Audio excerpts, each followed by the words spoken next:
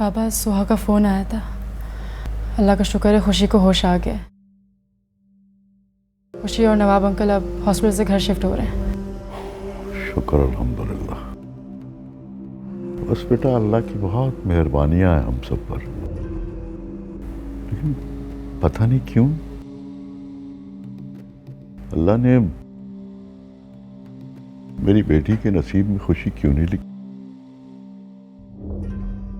बाबा जो गुजर गया वो कल था, हमें अब आगे का सोचना है।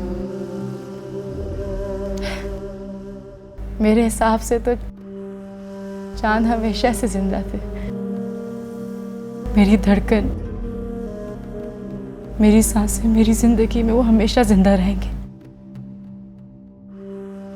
बाबा ये सच है कि जाने वाले कभी लौट कर नहीं आते, लेकिन सुहा भाभी और शानिया भाई इतना भी दूर नहीं हो गए कि वो कभी लौट कर नहीं आ सकते। बेटा मेरा ईमान है कि दुनिया में अल्लाह की मर्जी के बगैर पत्ता भी नहीं हिल सकता। उस दिन गुस्से में मेरे मुंह से पता नहीं क्या क्या निकल गया और ये रिश्ता टूट गया, लेकिन ये सब अल्लाह की मर्जी से हुआ था। और बेटा अगर अल्लाह की मर्जी से रिश्ता टूट सकता है तो दोबारा जुड़ भी तो सकता है ना।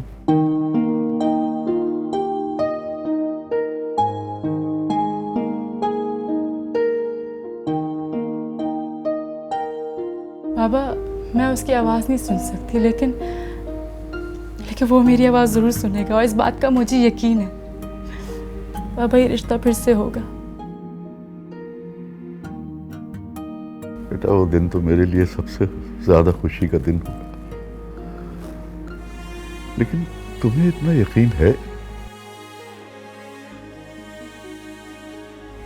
बाबा जो दिल के करीब हो और नज़र के सामने ना हो, इंसान पे क्या गुजरती है मुझसे ज़्यादा कोई नहीं जानता। मुझे अपने अल्लाह पे पूरा भरोसा है, वो मेरी ज़रूर सुनेगा।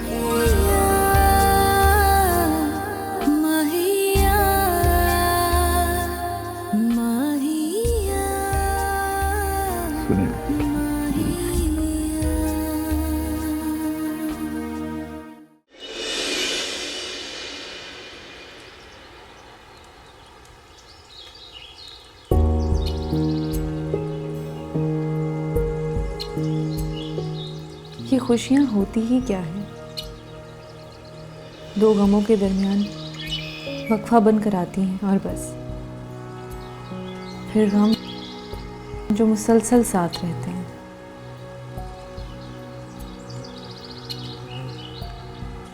मैं तो अपना माजी भूल चुका हूँ,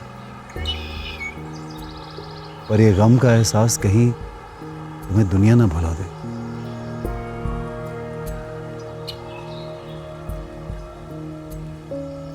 जो तुम्हें छोड़कर चला गया उसे भूल जाओ। वो तुम्हारा कल था जो बीत गया। अपने आज पर भी गौर करो, कहीं ऐसा ना हो कि तुम्हारा आज भी कल में बदल जाए। मैं ऐसा नहीं होने दूंगी। जिसने मेरी जिंदगी बर्बाद कर दी, मैं उस बेवफा को भूल चुकी हूँ। वक्त ने मेरे ना करदा गुनाहों की जो सज़ा मुझे सुनाई है, मैं उस सज़ा के पिंजरे में कैद होकर रह गई हूँ। और कोई ऐसा हाथ नहीं जो इस पिंजरे का दरवाज़ा खोल दे। तुमने मेरी जिंदगी बचाई है हुमायरा। मैं तुम्हारे दुखों के पिंजरे का दरवाज़ा खोलूंगा। मैं तुम्हें हालात की कैद में नहीं देख सकता। जिस जुमले के अल्फाज बिखरे हुए थे और मुझसे समेटे नहीं जा रहे थे, वो जुमला तुम्हारी गुर्बत ने जोड़ दिया है। पर मेरी अपनी ही ज़ात उसे तोड़ देती है।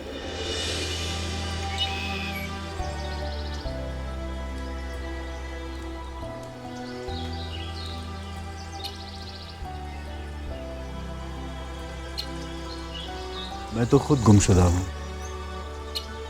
तुम्हारी जात की गहराई में झांक कर नहीं देख सकता। जिसे वक्त के हाथ तोड़ दें उसे कोई संभाल भी नहीं सकता। मैं भी तुम्हारी तरह टूटकर बिखर चुकी हूँ। मेरे लिए खुद को समेटना एक अजाब है।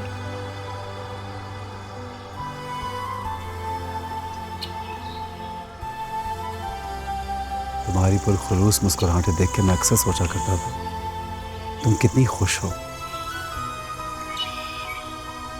खुशियाँ रूठ जाएं और गम दोस्त बनकर साथ चल पड़े तो होंठों पर मुस्कुराहट सजा कर जीना पड़ता है, वरना लोग जीने नहीं देते और हालात मरने नहीं देते।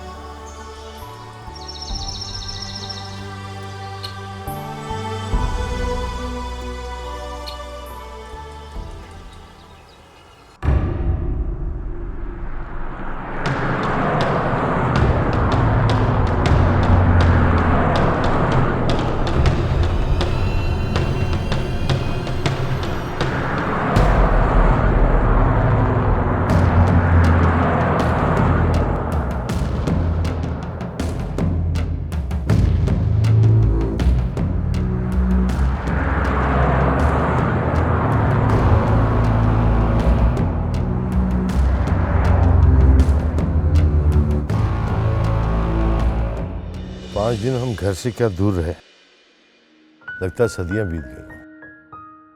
अपना घर वाकई अपना ही होता है। ये तो आप कह रहे हैं ना चाचा जान, लेकिन घर भी तो आपसे कुछ कह रहा है। घर क्या कह रहा है? घर ये कह रहा है कि घर तो घर वालों के साथ ही होता है। खाली दीवारों और चट्टानों के साथ मैं तो सिर्फ एक मकान ही था। वाह अरमान भाई, मैं तो कहती हूँ कि आप भी शायरी का एक दीवान निकाल ही डालें। नहीं, ना कलम की कमी ना जज्बात की, ये तो कम वक्त फुर्सत ही है जो मिलती नहीं। वाह वाह क्या बात। अरमान बेटा बाकायदा शायर लग रहे हैं आप। अरमान भाई आपका है कि गालिब का? अरे गालिब कहकर गाली देने का अंदाज ही अच्छा लगा। मुझे लगता है कि अरमान भाई ने सुबह सुबह नाश्ते में गालिब का पूरा दीवान ही खा लिया। अब ये महफिल ऐसी जमी रहेगी, वो खुशी कहाँ है? उसे आराम की बहुत ज़रूरत है। जी मैंने उसे अपने कमरे में भेज दिया है आराम की। अच्छा किया आपने। एक्सक्यूज मी जी। हेलो,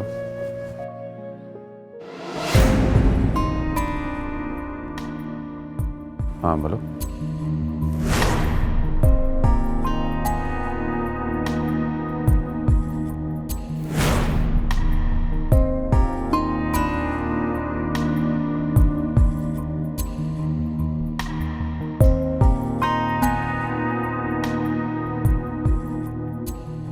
किसका फ़ोन था?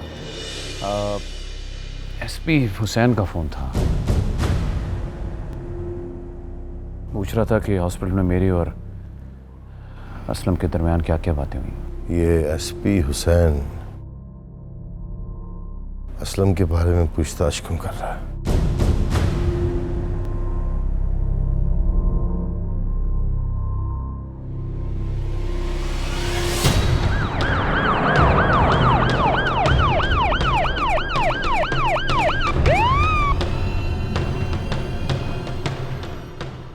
क्या हुआ सर, कुछ पता चला?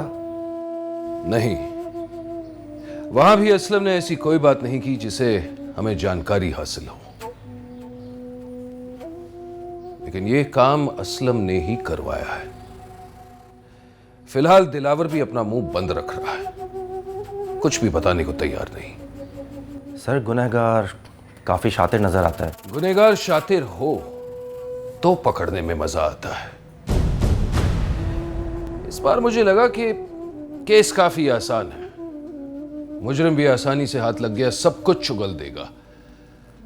लेकिन शायद पहली बार ऐसा हुआ है कि रस्सी का एक सिरा तो मेरे हाथ में है, लेकिन दूसरा सिरा कहां है ये मैं नहीं जानता। अब क्या होगा सर, कैसे पता चलेगा? मैंने कहा ना, रस्सी का एक सिरा मेरे हाथ में है, जब झटकूंगा दूसरा सिरा खुद ब खुद मेरे पास चला आएगा। तो इसके लिए कोई प्लान है आपके पास? नहीं, लेकिन कॉन्फिडेंस है कि उस जगह तक जरूर पहुंच जाऊंगा। एक काम करो, असलम को फोन करो, कहो मैंने बुलाया है। जी ठीक है सर।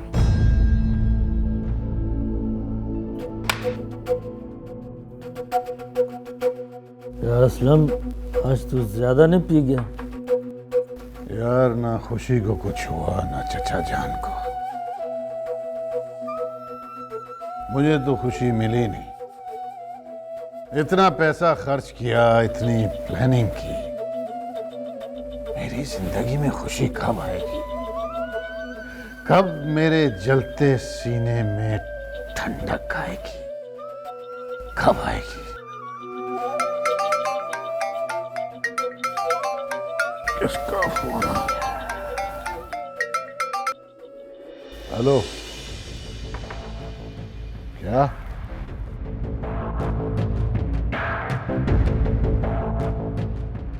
अच्छा ठीक है, मैं आता हूँ। यार ये एसपी का फोन क्यों आ गया? क्यों बुलाया मुझे? मुझे तो लगता है कहीं दिलावर ने मुंह तो नहीं खोल दिया। नहीं भाई नहीं, दिलावर मुंह नहीं खोलेगा, कुछ भी हो जाए। ये तो है।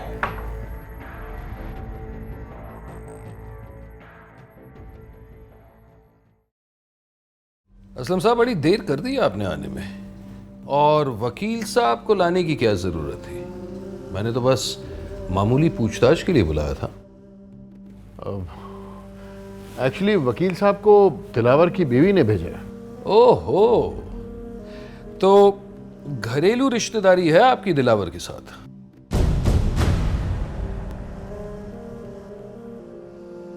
जी नहीं, ऐसी बात नहीं है। जो होता है वैसे ही दिखता है। खैर, पुराने केस में तो कोई मसला नहीं, लेकिन अभी अभी बस कुछ ही देर पहले एक नया केस दर्ज हुआ है। ऑन ड्यूटी ऑफिसर पर हमला करने का केस, और जाहिर सी बात है इसकी जमानत तो अदालत में ही मिलेगी। वकील साहब, आप जरा बाहर रुकिए, मैं असलम साहब से कुछ कॉन्फिडेंशियल बात करना चाहता हूं।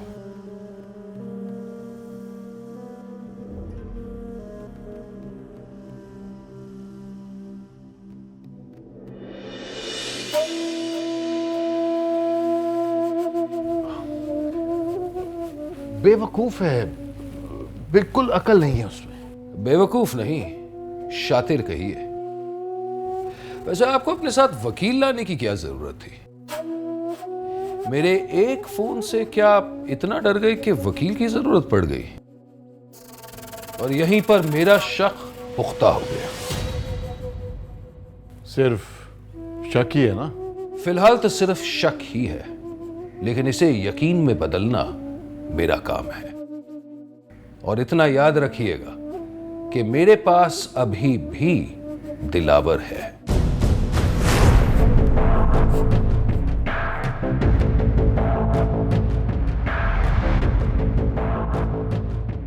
नहीं, जरा असलम साहब को दिलावर से तो मिलवा लाओ। जाएं असलम साहब।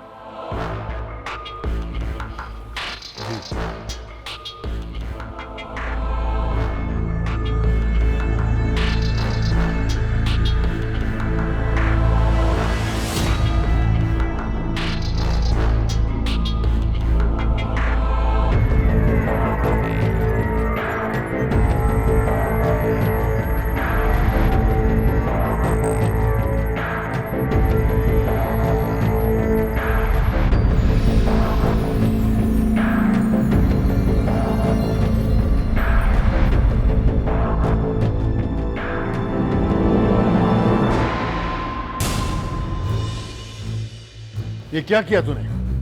क्या करता? वो मुझे धमकी दे रहा था। अरे पुलिस वाले सिर्फ धमकी देते, करते कुछ नहीं है। क्या जरूरत थी तुझे ये सब कुछ करने की? 3 दिन तक मैं तेरी जमानत नहीं करवा सकता। असलम भाई, खुदा का वास्ता है, खुदा का वास्ते मुझे यहाँ से निकलवाओ। वो एसपी मेरे। कुछ नहीं होगा तुझे, फिक्र मत कर। बस एक बात याद रख, तुझे मुंह खोलने की जरूरत नहीं है अपना, समझा? सब कुछ ठीक हो जाएगा, मैं हूं ना। हाँ, हौसला रख बस।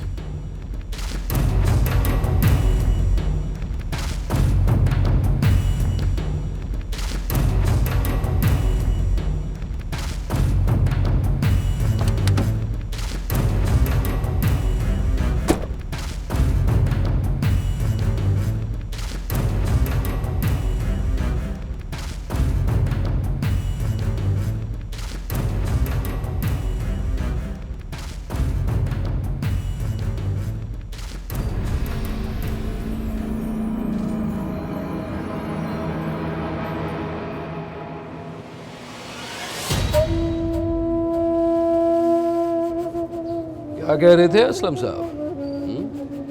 कि सब कुछ ठीक कर देंगे? कुछ ठीक नहीं करेंगे। अरे जब अभी तक अपने मसले हल नहीं कर पाए तो तुम्हारे लिए क्या करेंगे? अब तो गया बच्चों। बता, अरे आखिरी ख्वाहिश बता, क्या खाएगा? लक्ष्मी चौक से दाल चावल मंगाऊं या फिर गवाल मंडी की हलीम? अच्छा, फिल्म पसंद है ना? पाकिस्तानी फिल्म? तू तो जावेद शेख का फैन है।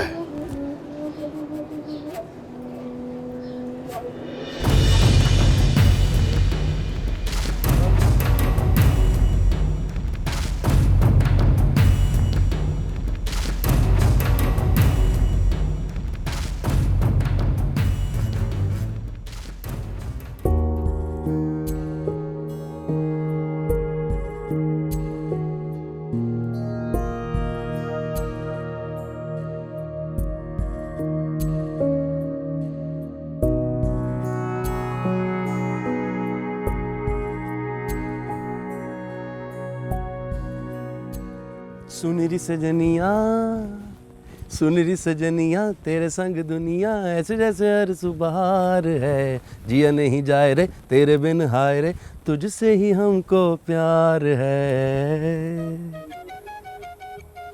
क्या हुआ? आज चिड़िया चहचहा नहीं रही? चिड़िया कैसे चहचहाएंगी जब कौवा काई काई कर रहा है? तूने मुझे कौवा कहा? आस्ता बोले साहब जी, अगर कौवे ने सुन लिया तो बुरा मान जाएगा। रात के वक्त कौवा कहाँ से आ गया? तू मेरी बेइज्जती कर रही है। अच्छा चल छोड़, ये बता कि उदास क्यों है तू? क्या बताऊं साहब जी, मुझे ना अब इस घर में कुछ भी अच्छा नहीं लगता है। ऐसे लगता है जैसे सब बदल गया है। मेरे हिसाब से तो कुछ भी नहीं बदला, जितने कमरे थे उतने के उतने हैं। मैं घर वालों की बात कर रही हूँ। देखे ना, जैसे पहले लड़ाइयाँ झगड़े होते थे, अब वैसे ना तो लड़ाइयाँ झगड़े होते हैं, ना ही मेरी बीबी जी किसी के खिलाफ कोई मंसूबा बनाती हैं। जब से ये खुशी इस घर में आई ना, हर तरफ सुकून ही सुकून हो गया, और इस सुकून ने ना मेरा सुकून छीन लिया। तुझे मैं कहानी सुनाऊं? सुनाए। एक शहजादा था और एक थी कूड़ा चुनने वाली।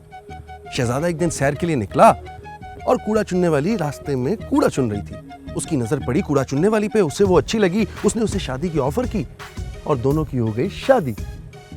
शहजादे ने पहली रात, तुझे पता है उसे क्या गिफ्ट दिया? क्या? इत्र। और इत्र सूंघते ही कूड़ा चुनने वाली मर गई। फिर क्या हुआ? फिर क्या? कहानी खत्म। इसका क्या मतलब है? इसका मतलब ये हुआ कि कूड़ा चुनने वाली कूड़ा करकट में ही खुश रह सकती है और जिंदा रह सकती है। इत्र की खुशबू से हजम नहीं हो सकती। इसका मतलब ये है कि आप अपने आप को शहजादा कह रहे हैं? नहीं, इसका मतलब ये है कि मैं तुम्हें कूड़ा चुनने वाली कह रहा हूँ। मैं आपको कहाँ से कूड़ा चुनने वाली लगती हूँ? मुंह से। ठीक है, तो अब आप मुझसे बात भी मत करना। Thank you. टफर।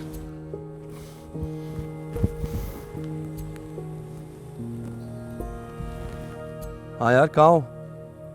आ रहा हूँ यार मैं। जाहिल।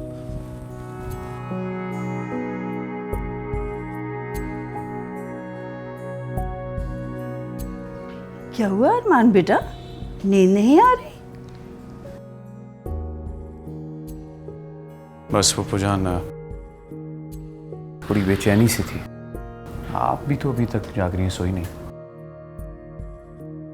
हाँ, मैं वाकई बहुत परेशान हूँ। जिस घर में हर पल हमेशा चांद दिखाई देता था, अब धीरे धीरे लोग उसे भूलते जा रहे हैं। हर तरफ खुशी खुशी। तुम्हें नहीं लगता कि चांद इस घर से दूर होता चला जा रहा है? मुझे ऐसा नहीं लगता फूफू जान,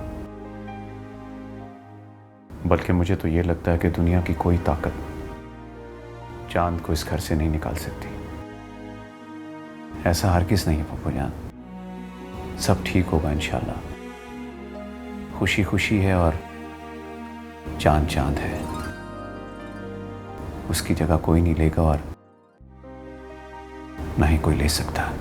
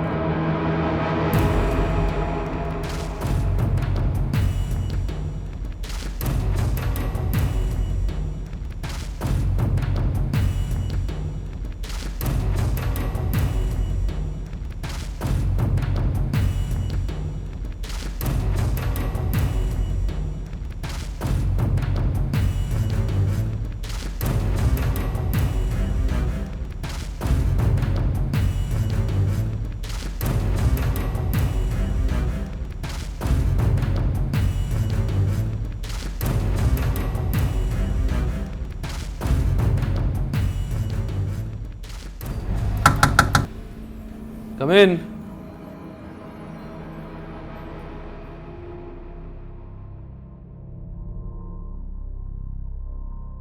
सर आप अभी तक गए नहीं? कभी कभी सोचता हूं कि इंसान आखिर किस मिट्टी का बना है। इतनी बुरी तरह टॉर्चर किया, यहां तक कि जान की धमकी दे दी, पर वो टूटने को तैयार नहीं। सर मुझे भी यही लगता है, ये इतनी आसानी से टूटने वाला नहीं है। नहीं, ये बताओ कि रहमत कसाई से वाकिफ हो? सर वो कॉन्ट्रैक्ट किलर? वही, उसे यहाँ दफ्तर बुलाओ। सर वो क्या करेगा? वो करेगा जो हम नहीं कर सकते।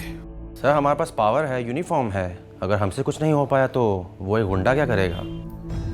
कभी कभी एक मामूली सा गुंडा वो कर सकता है जो एक पावरफुल वर्दी पहनने वाला अफसर नहीं कर सकता। लेकिन सर ये इलीगल नहीं है, ये तो कानून तोड़ने वाली बात है।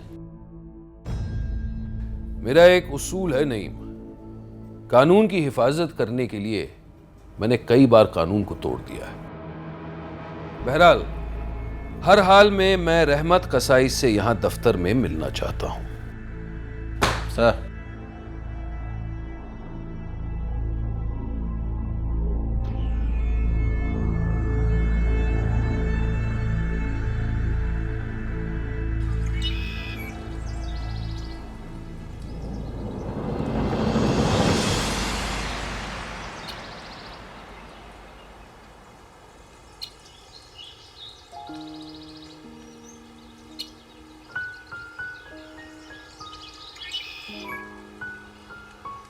बहुत अच्छा करने के लिए कभी कभी थोड़ा सा गलत भी करना पड़ता है। लेकिन अब्बू, अगर उसे मेडिकल ट्रीटमेंट की ज़रूरत नहीं है तो फिर आप उसे यहाँ से जाने दें। वो यहाँ से चले जाना चाहता है। ये तुम कह रही हो हुमायला? जी अब्बू, ये मैं कह रही हूँ।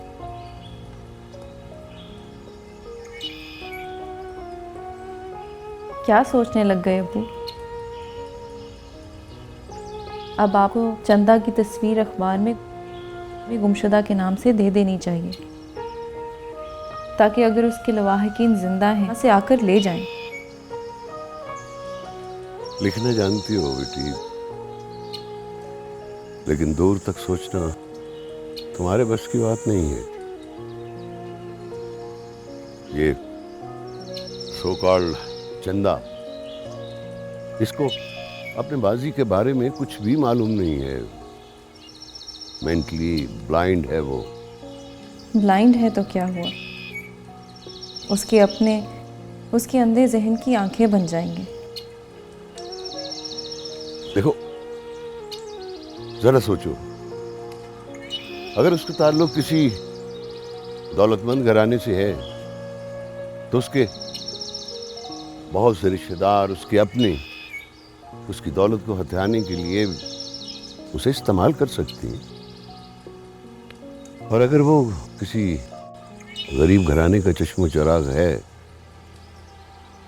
वापस जाकर वो अपने माँ बाप और बहन भाइयों पर बोझ बन जाएगा। वो तो चलती फिरती एक जिंदा लाश है। लेकिन अब्बू, वो खुद को यहाँ भी बोझ समझने लगा है। ना ना बेटा ना, मैं उसे बोझ बनने नहीं दूंगा। मेरी पूरी कोशिश होगी कि उसकी याददाश्त लौट आए। इन केस अगर ऐसा ना हुआ तो वो अपनी नई जिंदगी का आगाज कर सकता है। नई जिंदगी? मैं कुछ समझी नहीं अब्बू। तुम एक बेटी हो ना, बेटी बनकर सोच रही हो। तुम क्या जानो कि एक बाप अपनी बेटी के लिए क्या सोचता है। खैर, जो पहली देर हो गई है और मुझे एक पेशेंट को देखना है। रात को डिनर पे मुलाकात होगी। अपने नन्हे से दिमाग पे ज्यादा बोझ न डालना। ओके, खुदा हाफिज।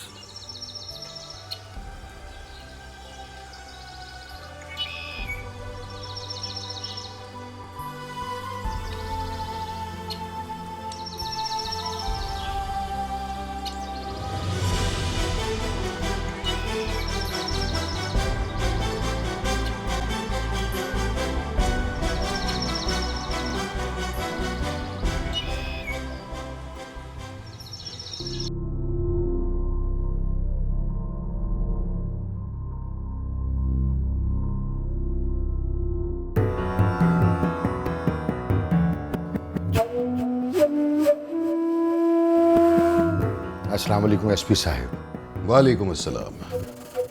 तशरीफ रखिए। Thank you.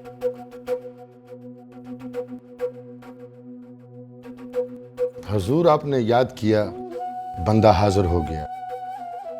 20 साल से इस धंधे में हूं, लेकिन कभी पुलिस स्टेशन नहीं आया। आज पहली बार पुलिस स्टेशन आया हूं। घबराने की कोई बात नहीं है। हमने आपको यहाँ किसी तहकीकात के लिए नहीं, बल्कि पुलिस की मदद करने के लिए बुलाया। अजीब पुलिस वाले हैं आप। जो इंसान पिछले 20 साल से कानून तोड़कर अपनी दाल रोटी पूरी कर रहा है, उसे कानून की मदद के लिए बुलाया है। आप ही ने कहा कि मैं अजीब हूं ना, इसलिए अजीब और गरीब तरीके से काम करता हूं। लेकिन फाइनली लोगों की मदद करके कानून को मजाक बनने से बचा लेता हूं। मैं आपसे बहुत मुतासर हूं। यह हमारी पहली मुलाकात है, लेकिन मैंने बहुत नाम सुन रखा है आपका, और बहुत सुन रखा है आपके कारनामों के बारे में। बहुत मुतासर हूं मैं आपसे। लेकिन मुझे ये बताइए, अगर मैं कानून की मदद करता हूं तो कानून मेरे लिए क्या करेगा? कुछ भी नहीं। वैसे अगर तुमने कोई क्राइम किया ना, तो सबसे पहला शख्स मैं हूंगा जो तुम्हें गोली मार देगा।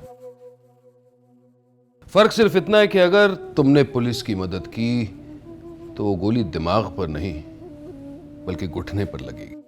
आप मुझसे मदद मांग रहे हैं या मुझे धमकी दे रहे हैं? मेरे पास हक है, मैं हाँ कहूं या ना मैं बोलूं। तुम्हारा मुंह है, कुछ भी बोल सकते हो। वैसे इतना याद दिलाना चाहता हूं कि पुलिस की मदद इज्जतदार शहरी करते हैं। कानून का मजाक भी तो इज्जतदार शहरी बनाते हैं। अरे वाह, तुमने तो डायलॉग बोलना शुरू कर दिया। वैसे चेहरा तो वाकई फिल्मी है, बिल्कुल विलन की तरह। बताइए, करना क्या है? किसी को गोली मारनी है। ये इज्जतदार शहरी का काम है। मैंने तुम्हें गोली चलाने को कहा है, दिमाग नहीं। इतना बताओ कि गोली चलाने के कितने पैसे लेते हो? 2 लाख। पुलिस वाले फ्री में मार देते हैं। आप फिर धमकी देने लगे। बोलो यार, करना क्या है? सॉरी एसपी साहब। तो फिर सुनो,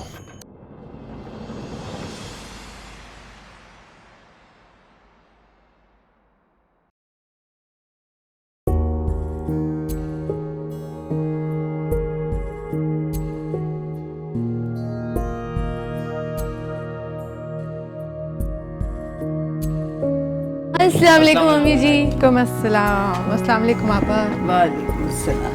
आप आपने मेडिसिन खा ली है नाश्ते से पहले वाली? ये रंगीली कहाँ रह गई है? ज़ैनब, जाओ ज़रा बेटा देखो किचन में, उसे कहो कि अब्बू का सूप लेकर आए, उन्होंने दवा खानी है। अच्छा, मैं बल्कि खुद ले आती हूँ। थैंक यू जान। प्लीज़ अम्मी जी।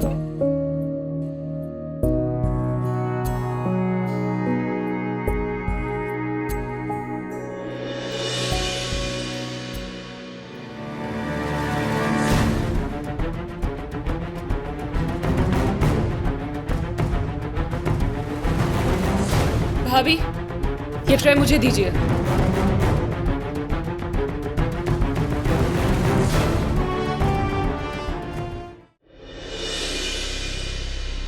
खुशी, ये क्या कह रही हो तुम? ठीक कह रही हूं मैं। आज के बाद ज़ैनब भाभी इस घर का कोई काम नहीं करेंगी।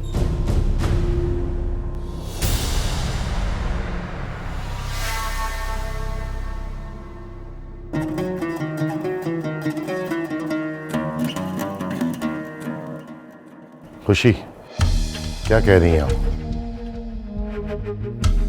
अपनी हद में रहो। ये हदें अब्बू ने मुकर्रर की हैं। क्या कहना चाह रही हैं, हम समझे नहीं। अब्बू शायद आप भूल गए, लेकिन मैं आपको याद दिलाती हूँ।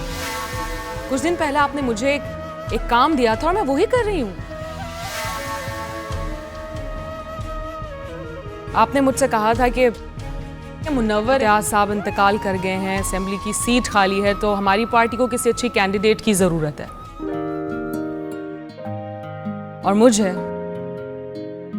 ज़ैनब भाभी से बेहतर चॉइस कोई नजर नहीं आती।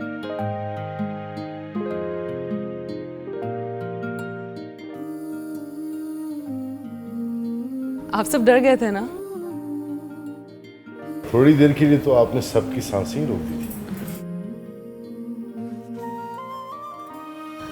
अब्बू जी, मैंने इलेक्शन नहीं लड़ना। देखिए ज़ैनब बेटा, अगर खुशी ने कोई फैसला लिया है तो ठीक है, लिया होगा। और पार्टी सदर होने के नाते हम भी यही समझते हैं कि इस सीट के लिए आपसे बेहतर उम्मीदवार कोई हो नहीं सकता। आज हम पार्टी मीटिंग में इसको डिक्लेयर भी कर देंगे। आइए नाश्ता करते हैं। अब्बू, मैं आपके लिए सूप लेकर आती हूँ। Thank you. आइए। अल्लाह तुम्हें कामयाब करे, मुबारक हो।